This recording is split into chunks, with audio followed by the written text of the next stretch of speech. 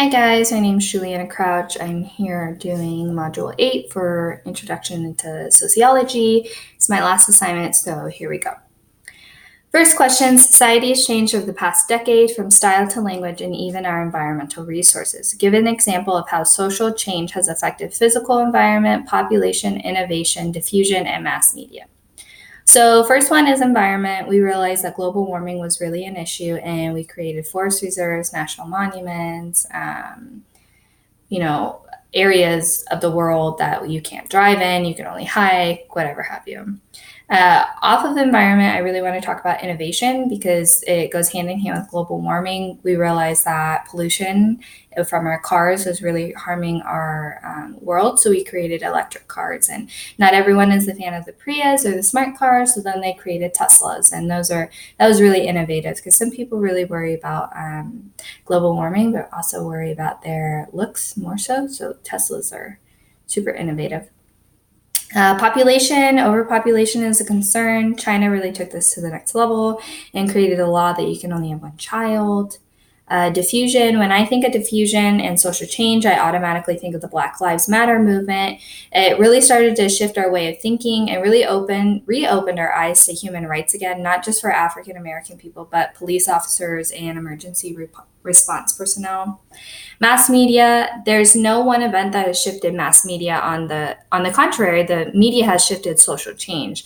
It is literally a blast of information and puts a fire under all of us to make a change. It's almost like brainwashing in a sense. The next prompt, the information revolution was and still is an important perspective in social change. In your opinion, how has it changed society, and how do you feel it will change society in the future? I believe the information revolution has changed society because we now have access to information that we never did before.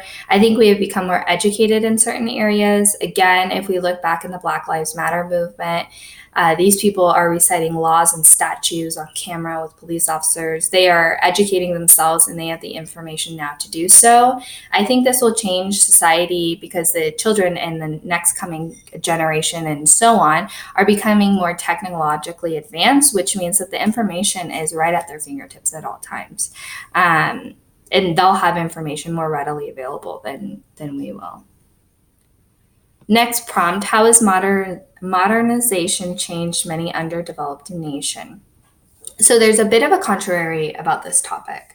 I did find a resource for this, and it's called Modernization in the Third World. This was written by Linda Sorensen, and according to Sorensen, she states that Western regions believe modernization is making the third world countries more self-sustainable, while the Eastern countries think that it makes the third world countries more dependent on the first world countries. And I can see how both sides, play on this. But regardless of that, modernization has really improved the rights of women and children in third world countries. And now, some third world countries still believe that school is not an issue, but we do have schools in like Africa and whatever have you, and women don't have to just stay home. And in Africa, we have the whole animal preserve and security, and it's all ran by African American women.